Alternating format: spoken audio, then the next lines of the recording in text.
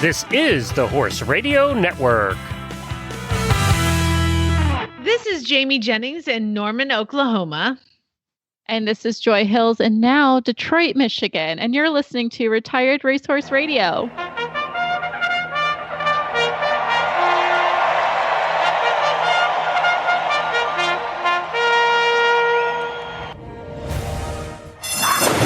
And they're off on Retired Racehorse Radio, the podcast that is your guide to the adoption, care, and training of the retired racehorse. Man, you're moving up in the world, all the way from Kalamazoo to Detroit. What happened? I mean, lucky you. That is a beautiful, very horsey location that you've decided to live in, friend. Yeah, so I'm not quite in Detroit, but it's the easiest one. I'm slightly above it. But yes, I'm in a very horsey area now. The tax store is literally a 4-minute walk from my house, which is problematic for my wallet. I know, it's insane. Right by a coffee shop and a donut shop. I'm like, what? Where am I? Oh my gosh. What town is this called? So I'm in Rochester, technically. Yeah, and say Detroit. Yeah, yeah. Detroit's a lot easier just to put it on the map for you guys. I'm just a quick shot up north from there. But in Rochester, it's all horsey people. There's actually like a riding trail down the street from my house as well, which is nuts. It like leads to a 100-mile trail through Kensington Park. It's crazy. I'm like, that's intense. My horse and I don't have that kind of energy, but I appreciate you for being there. Oh my gosh, that's awesome. Yeah. So I did the move this last weekend and got my house pet settled. My dog's loving it. And our neighbors seem really nice, which is cool. And I found out that I don't even have a downstairs neighbor, Jamie. It turned out so perfect. So I have a duplex and I'm on the upstairs floor. And they're turning the bottom into an Airbnb. So most of the year, I won't actually have anybody under me. It couldn't have been more perfect. Sought after Airbnb. Rod, Chesterfield, Tinfilston. What else? What was it? Detroit. In Rochester. And if you are there, I'm out riding. Don't knock on my door.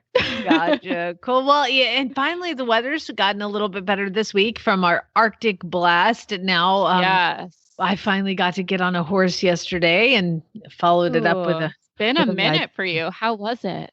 Oh my gosh. So for those who don't know, I had surgery on my shoulder and I have not been cleared to ride, but whatever.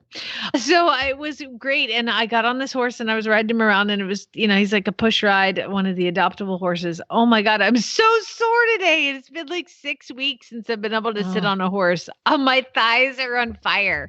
I mean, for real. So it's amazing how fast those muscles go away and how much harder they are to kind of get back up.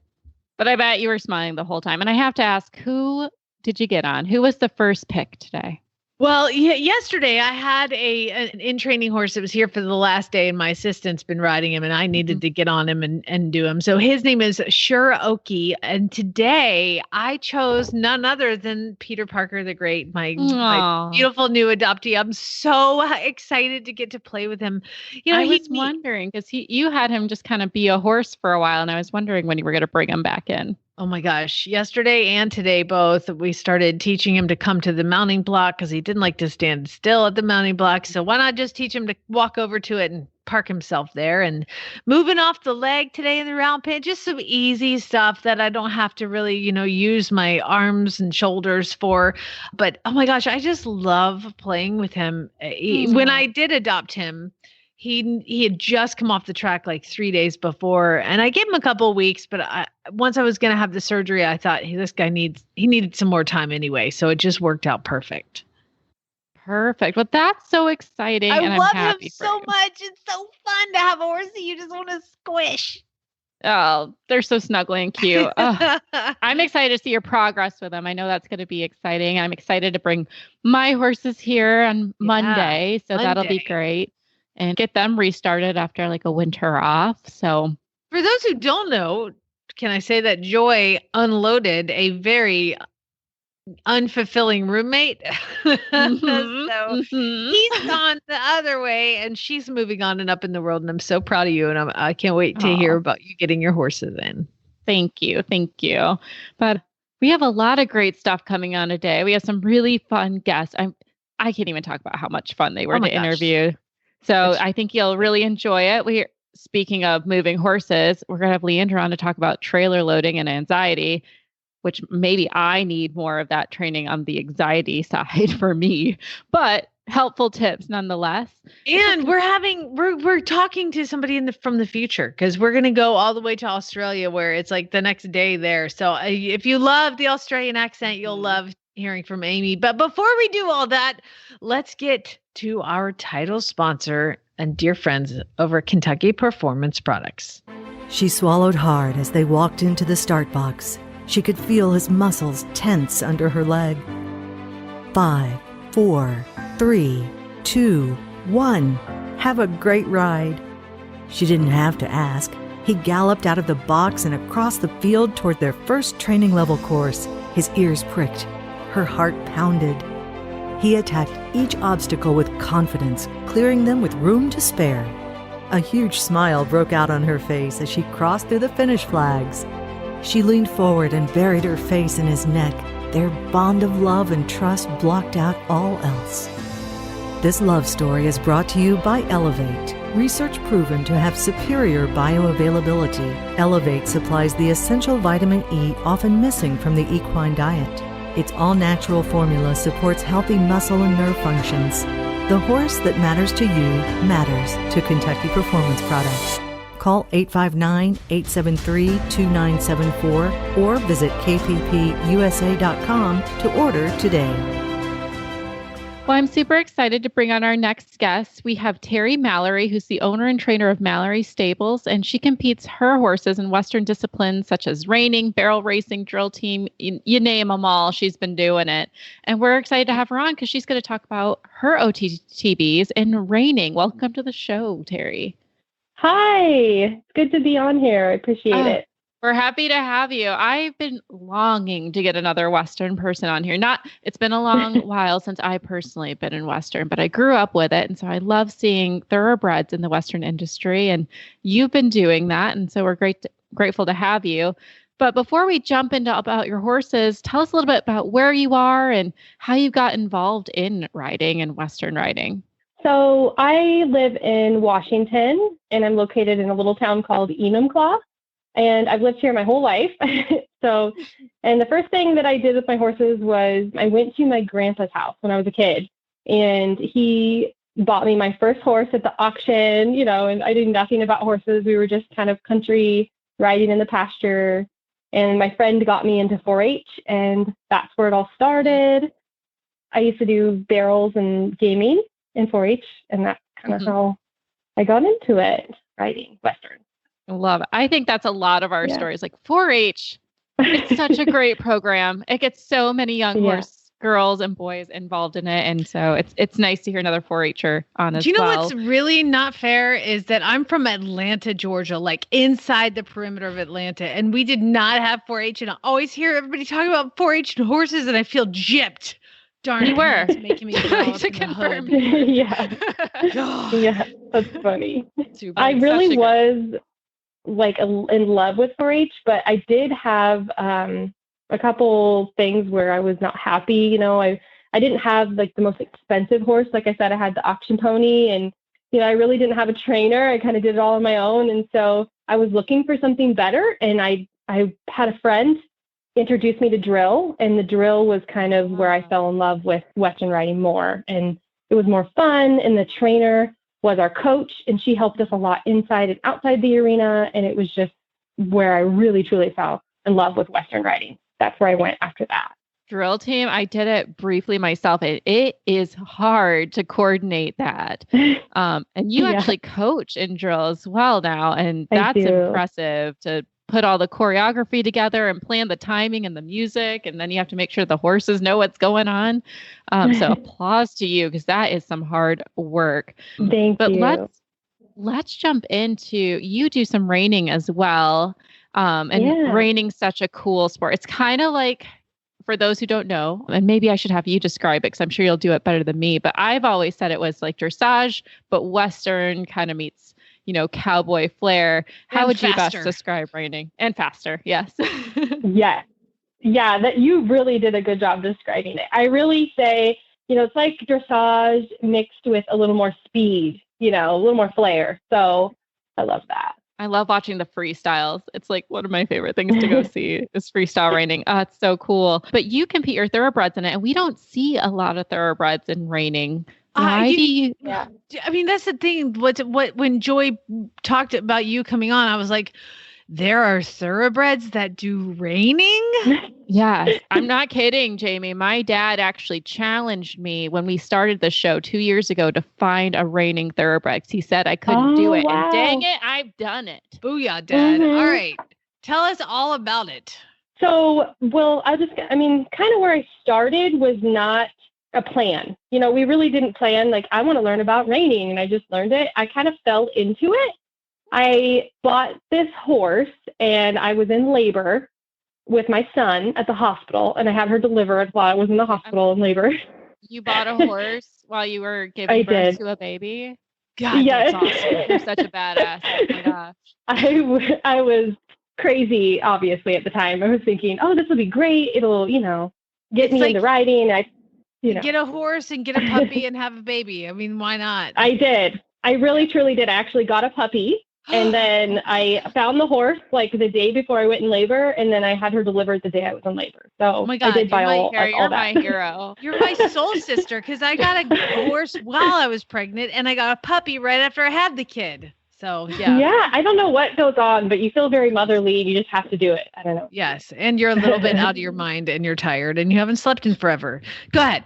Yes. Sorry. And it wasn't the greatest choice probably, but in the end it did work out because the horse that I bought was the horse I ride now. And she was very, very untrained, like barely halter broke. And she was a great deal at $400 is what I was thinking. Ooh. Great deal. And I was like, this should be great. It'll give me something to do after I have my baby, to get back into riding more. And I totally was stuck because I just had a baby and she needed way more attention than I could give her. So I found a trainer that was at a barn that we were really close with. And I was like talking to him one day because I saw him training, and he was telling me about reining, and that was his foundation, and how reining is the foundation of every style.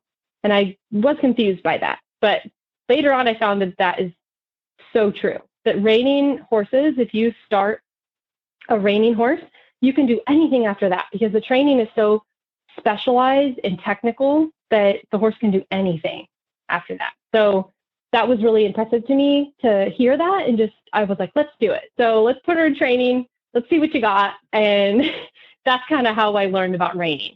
I had no clue that I was going to do this. I never knew that I was going to, love it so much or even compete in it. So that's just how that fell into place. Now, aren't some of the cues in reining kind of opposite from other riding? Because I've heard of like things called spur stops where you put your spurs in them and they stop. I'm like, who taught them that? That's a terrible idea. So yes, I know what you're saying, but it's all based off of the release of pressure and having little resistance. So you don't want a horse that has a lot of resistance. And most horses, everybody wants the release of pressure, to train them that way. So when you spur into the stop, when you open your legs, they stop. So you're putting the pressure on, and then you open your legs, and that's when they stop. You're releasing that pressure, and then they stop. So that would hurt my brain. It's definitely different, but I do like the theory, the basic reining training, and that's kind of how I fell in love with it. But I also, my horse that I started with the reining we've done ranch riding, we've done drill, we've done a rodeo, we've done a few things. And we've done also schooling shows with Western Pleasure in equitation, as well as trail obstacle. So all that training has done me well in the other stuff. So, yeah. And then the trainer didn't think you were crazy for bringing a thoroughbred to a reining barn. He definitely did. He did. He did. I was like, okay, here's the horse I got. And he's like, well, we'll see what we can do. Because also at the time, she's 7 years old. So she was also not young. She was a little older than he normally gets them for training. So he was kind of like, okay, you're crazy, but he thought I would basically what you were doing was just trying to see how talented of a trainer he was. Like, I mean, right? what you got? Exactly. Yes. and he did good. His name is Tim Kunka, and he has helped me along through the way. We still haul over there and ride, and he'll help me out. We haul actually 2 or 3 days a week. We ride over there, and he just gives me pointers and, helps me out in my technique. Interesting. So do you think maybe it's because of the age? Because reining horses get started so young. You're looking at, 2-3 years old, and these thoroughbreds are maybe coming off the track at that time or a little older. Do you think that's maybe part of the reason you don't see a lot of them coming into the reining circuit? Yes, I think that could be part of it.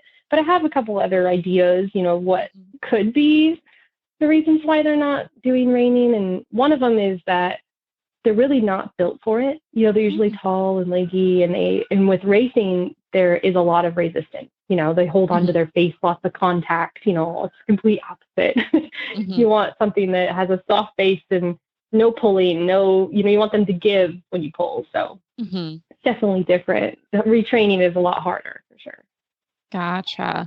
So you're almost looking for the shorter thoroughbreds who are a little bit stockier, probably, who also probably didn't race very much because they were slow as molasses and were not into it. Like they were like, I'm not racing. I want to be chill. I want to be in my barn. Yeah. Yes, the reining horses are push style horses. And that's kind of been where I've had a little bit of trouble because my horse Alice, she's not really a push style horse. Okay. But we've kind of just spent a lot of time on training and just getting her to slow down a little bit and relax. And that's really kind of like dressage, where they want them relaxed and, giving and happy right there in that spot. But she is not stocky, and I would really rather have her be stocky. She's actually long-legged, and her legs kind of get her tangled up when we're doing things like her spinning. Like reining? Yeah, yes, exactly. People look at me funny when I come in with my thoroughbred. They're like, oh, what's she doing here? Aww. And I think that's another thing. People are like, oh, thoroughbreds can't do this, but I just do it. Who cares? I know, as long as you're having fun. Yeah, for sure. Yeah. Awesome. And you said she does quite a few other things as well. So how is she liking drill and competitive trail, and how's she adapted to those? She's naturally a really spooky horse. So all of these things have made her better. Doing as many things as I can do with her has just made her way, way, way better. Less spooky, more desensitized to the environment. Things like banners, people, noises, just everything. Horses acting up at horse shows. She bats her eyes like, it's no big deal. But she used to be very reactive. And just doing more of those things, the drill, I think, has really helped her, because that's about the scariest thing the horse can do, is the drill team or rodeos. It's very loud, very, loud music of sounds and banners and glitzy and everything. Horses running all over. So that has definitely made her better. I always tell people, if you go to the horse show, do as many classes as you can. If you don't think you're going to be good at something, just do it anyway. Just try it, because it's going to better your horse. I love that advice. Well, that's what I love too, is like, you've taken a thoroughbred and you're like, let's just treat it like a horse, and let's do all the things. And you know what?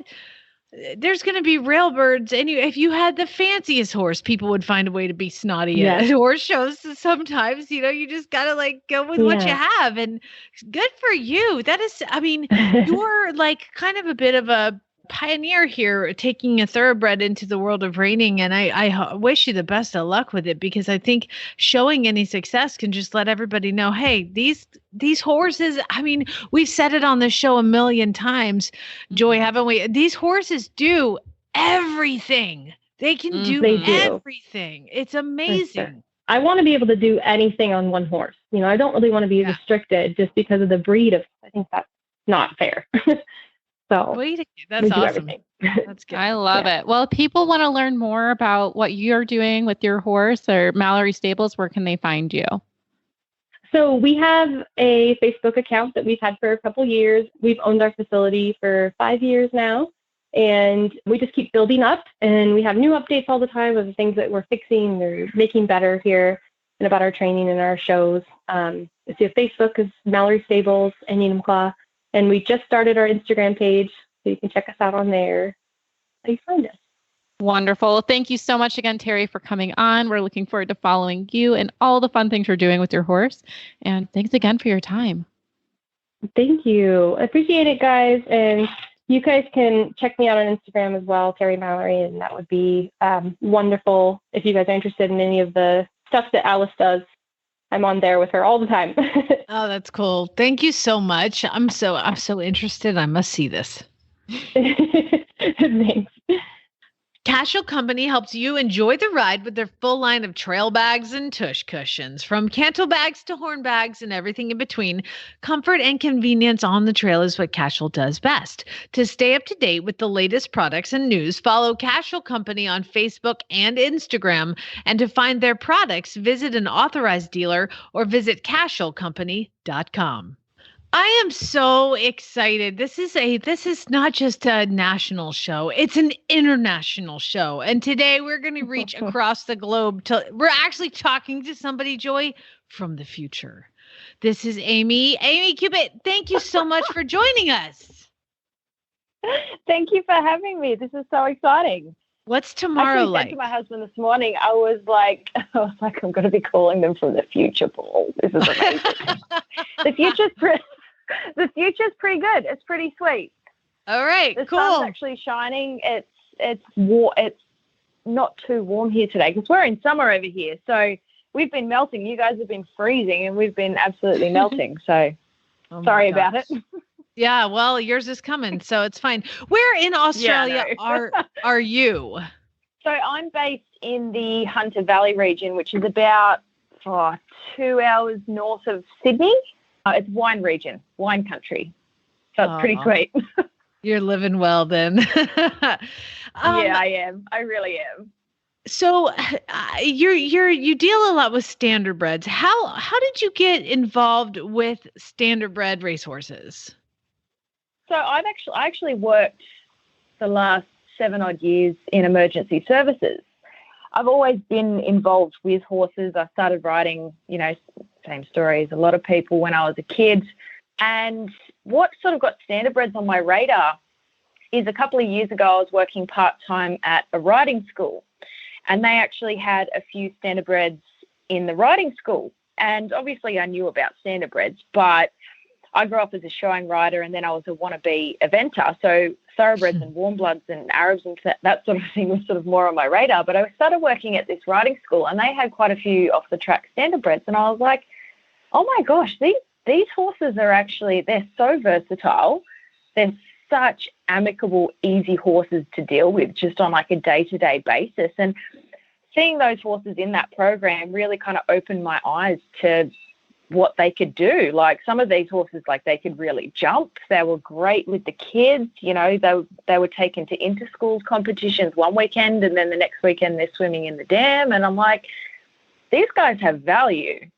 They're not just cart horses. These guys are cool.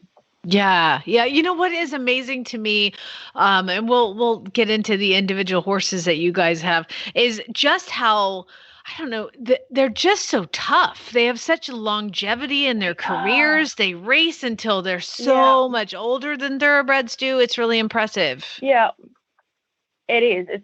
It's incredible. They're like you said, they're tough.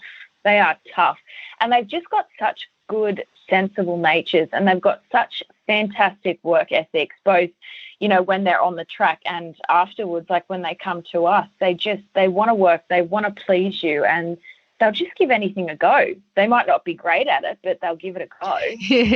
So tell us what you do then. It's the NSW Standardbred Rehoming Company. Tell us about that. Yeah. So we're a newly established company. We were established by a couple of people from different harness racing committees and organisations, got together, and they sort of thought, let's put something into practice where we take care of these horses once they've finished racing. So last year, it was 12 months of really, really hard work getting the company established and up and running. We've got a board of directors, like I said, from those various committees involved with harness racing. And then at the end of last year, they sort of brought me on board to get it off the ground. So they did all the legal stuff. They got it running. They secured funding. We're not part of the New South Wales harness racing industry, but we are supported by them. We get a lot of our funding from them, but we are our own company. But I was brought on board at the end of last year, so we've really only been in operation for sort of 3 months or 12 weeks or something like that, and the response has just been so positive and so huge. Oh yeah, how are people wrapping themselves around this? Well, everyone's really supportive of it from within the racing community. Like, so many people come up to me and go, "It's so great what you guys are doing." And when we sort of announced that, you know, we're officially open for business, we were absolutely overwhelmed by the amount of people contacting us and saying, "Can I get a Standardbred from you guys?" You know, wow. I think Standardbreds they've got a bit of a reputation as just, you know, being, you know, plod along trail horses and nothing else. But so many people, like, there's value in that, absolutely. But so many people have just been approaching us and saying, "Oh, you know, I do eventing with my Standardbred," or, you know, "I do dressage." You know, we've got a local rider actually that competes her Standardbred up to elementary level in dressage. And I was chatting to a girl yesterday who's looking for a Standardbred to do medieval sporting. So wow. It's really, I know, it's very so cool because I've been wanting to do that with my mare. So yeah, it's really, really exciting just to hear how many people are opening their minds and their hearts to these horses because they've got so much to give. They really do. So how does it work? Do the trainers, so I work with a rescue here in Oklahoma and I train horses for them. And so what happens here is the trainer says, "Okay, he's done. I think this guy should go rehome and have a new career." And so they are the ones who the owners and trainers make the decision to drop off the horse. How do the horses get to you guys? So it's similar. Basically, the owners or the trainers will contact us and say, "Hey, this guy's you know, he's had enough of racing," or, you know, "This one will never make it," you know, it's too slow, or what have you. Or they'll approach us and say, you know, "This one won't stop cantering." Obviously, for trot races, they can't canter, but we love it when they canter. So they'll approach us and they'll say, "Hey, can you do something with this guy?" We assess the horse, we make sure it's sound and healthy. Then we arrange transport for that horse to one of our registered retrainers. So part of my job is to accredit people to take on this retraining. We've got a fantastic retrainer in the Sydney metro region that covers all the tracks and the trainers down there. Her name's Sarah. She's absolutely brilliant. And we've recently got on board a retrainer in the Hunter. So eventually we'll expand and we want to go statewide, but we've got this set up in those two regions at the moment, and then I'll gradually spiral out and cover the rest of the state. And it'd be great to have one or two retrainers in each region of the state. Absolutely. It's a slow process, you know. But starting to make your way out into the world. Yeah.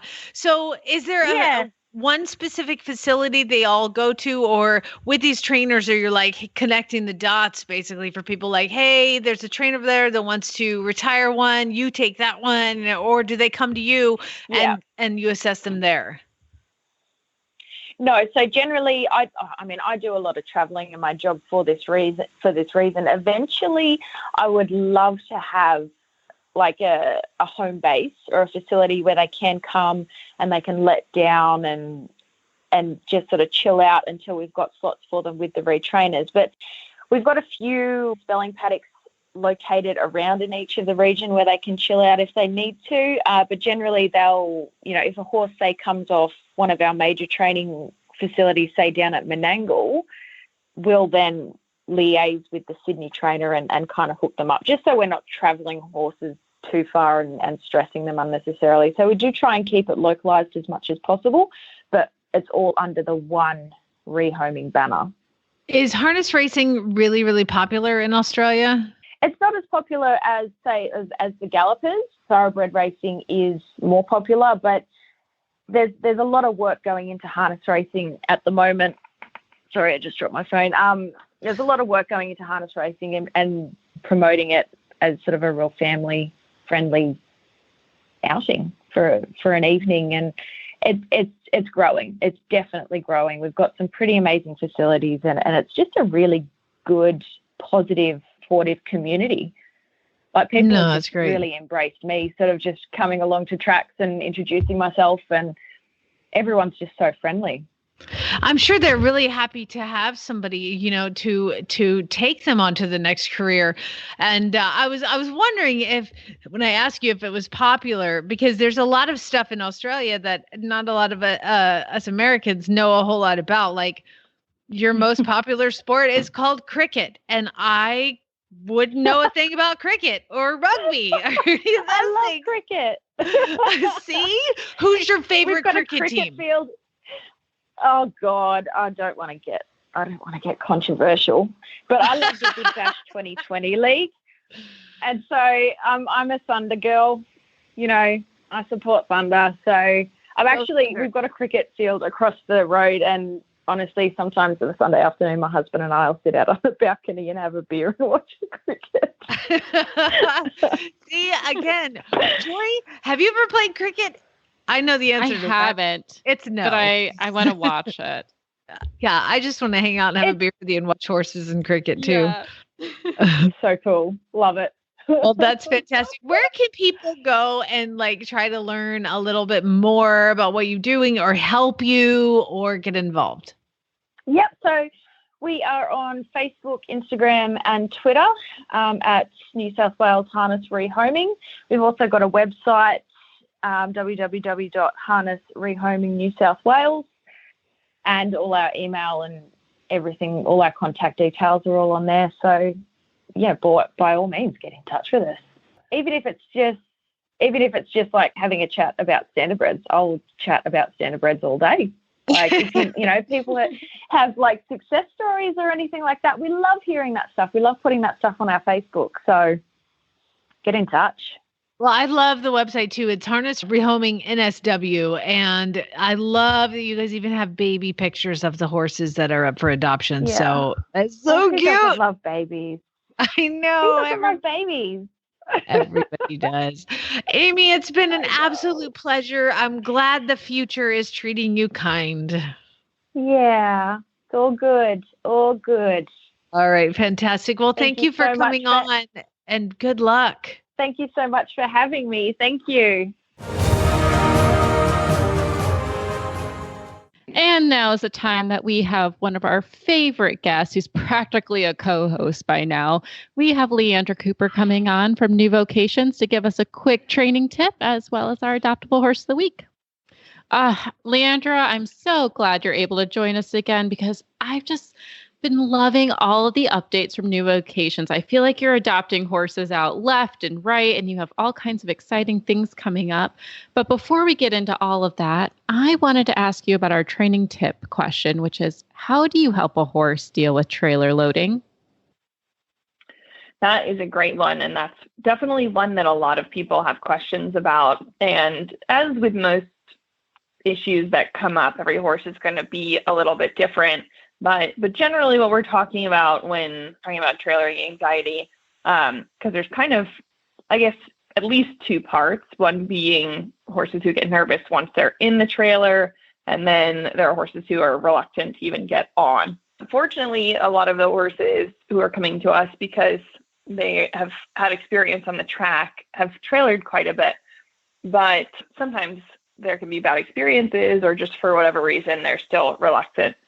So when those situations come up, the way that we try to help them when approaching and getting on a trailer again, if they're nervous about it, is basically setting up a scenario so that the forward movement towards the trailer is the happy, calm, sort of juxtaposing contrast to the outside of the trailer. So being outside of the trailer, you want that to be sort of the stressor place, and then relieving that stress is getting on the trailer. So kind of the opposite of how they're already thinking about it in their mind, where they say, well, I'm really comfortable outside of this trailer. I don't think I need to get on here. That seems harder for me. And so you're trying to swap that.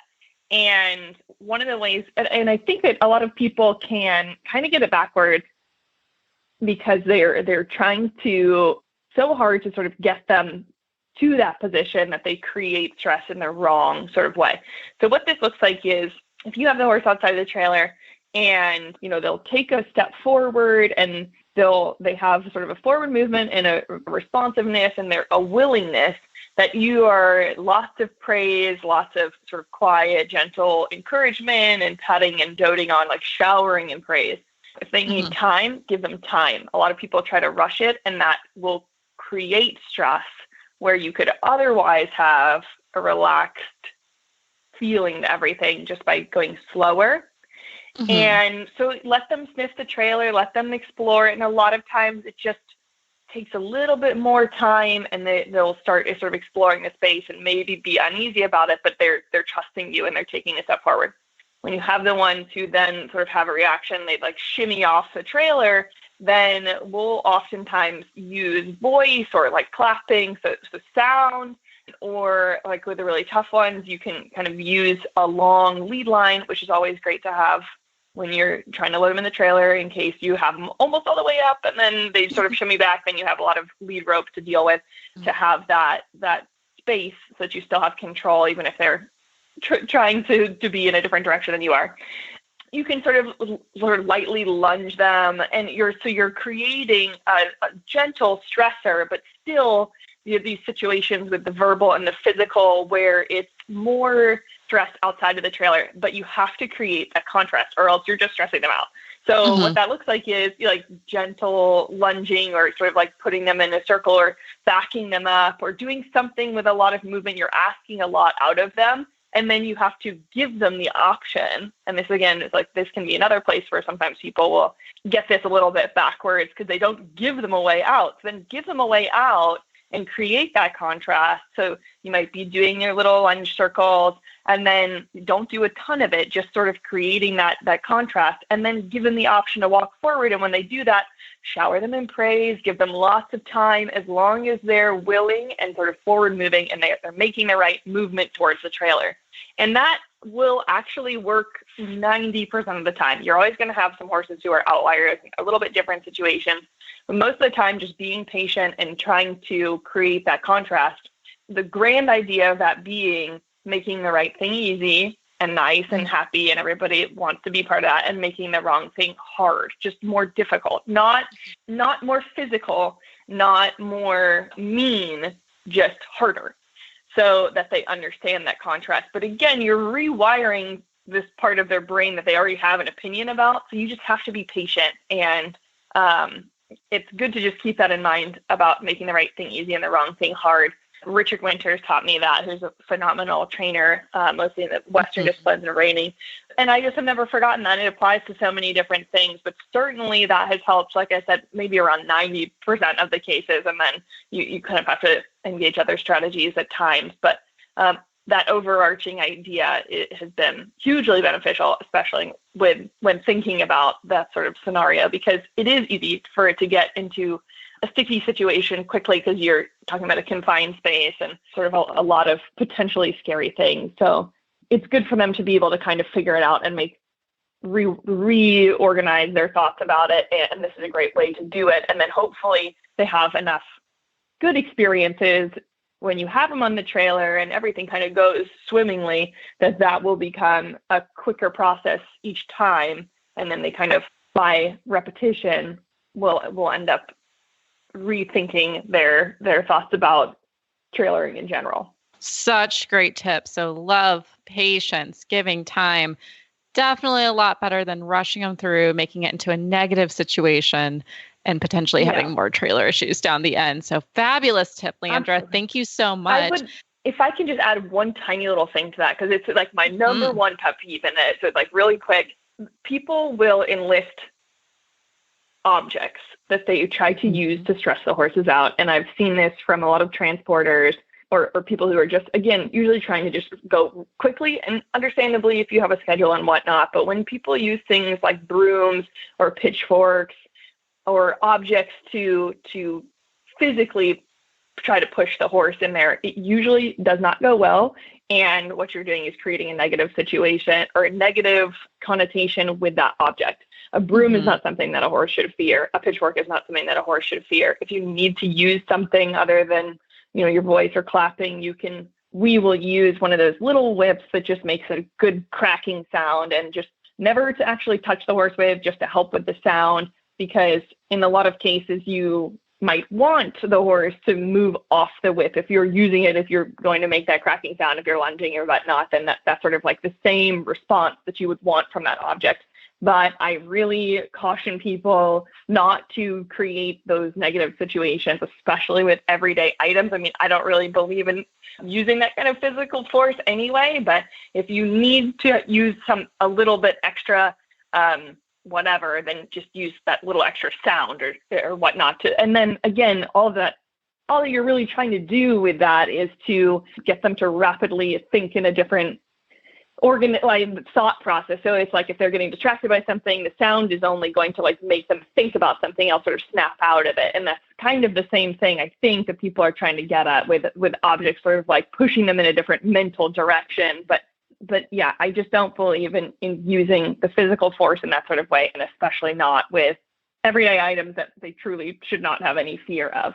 That's my one little tidbit. It's my ultimate pet peeve, and I have actually had forbidden transporters from coming back on our property when they use that kind of force, because it kind of undoes a lot of training that, as we know, as horse people, it's with that one bad associate, the one bad instance, the one bad experience can really take a long time to undo. And that's absolutely the last thing that we want for our horses, especially as they're going out the door to meet their adopters. So that's my one little anecdote on top of all that. No, I love it. Louder for the back, for sure. We support that 100%. And good on you too for not having, haulers come back who are breaking that rule. Love it. Yeah. That's why you should get horses from New Vocations, because they treat them with love and kindness. And from the back of the pack on the outside, Commanding Curve is taken second, but California Chrome shines bright in the Kentucky Derby. And now it's time for the New Vocations Winner's Circle Adoptable Horse of the Week. We have our Adoptable Horse of the Week, who is tall, hunky, and amazing. Tell us a little bit about our horse this week. So this week, we're talking about Troubled Affair, who is just under 17 hands. So he's right in between the 16-3, 17-hand range. So he's a big guy. He's big bone. He has lovely angles. Like he's kept all his sort of sporty angles, even when he's only 4 years old and he's a big horse. And what that means a lot of times is that they're kind of gangly and awkward. And he really has sort of a big boy body, and he has still a very sort of young guy mental disposition, which is pretty entertaining, especially if you're used to working with young horses. He just is kind of a goof, but he's also really sweet. He's like a big dog. He just truly doesn't understand that he's big, and he just wants to be everybody's best friend. And he had come to us with just previously having had a soft tissue injury that's been checked and rehabbed and is all good to go now. And, unfortunately, he cast himself in the round pen when he was rehabbing. So he has this little cosmetic blemish in the back, which is just part of, being a horse. They do things that you don't expect, but it doesn't affect his movement. It doesn't affect him moving forward. It's just a cosmetic blemish. Again, we check up on these things. We like to make sure everything is good to go for the adopter. But Trouble is, he's a goofy horse. He has a lot of personality, and that's something that we hear adopters want all the time. Nobody wants a total deadhead of a horse. Well, this is one who will not only be very lovable, but also very, very entertaining. He's just part of his disposition. He's a funny guy, and he's a really sweet horse. So we're really excited to see what he's going to do in the future. Absolutely. I'm watching his videos. He's just got lovely forward momentum. I could easily see him being in Hunters on the Flat, going in dressage, or even Western Pleasure. He's got such a nice build, and he's just stunning. This beautiful, almost 17-hand chestnut with a big blaze on his face, just really gorgeous gelding. And he's only going for $1,000. So it's like he's practically free. You get a beautiful horse, practically $1,000. Yeah.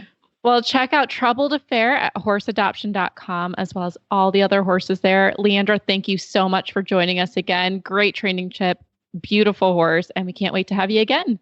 Absolutely. Thank you so much for having me.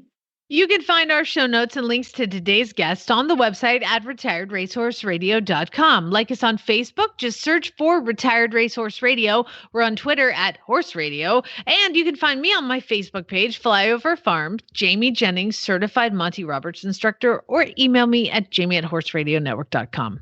You can email me at joy@horseradionetwork.com or find me on Instagram at The Foodie Equestrian. Thank you so much to our sponsors, Kentucky Performance Products and Casual Company. And don't forget to check out all the other shows on the Horse Radio Network at horseradionetwork.com.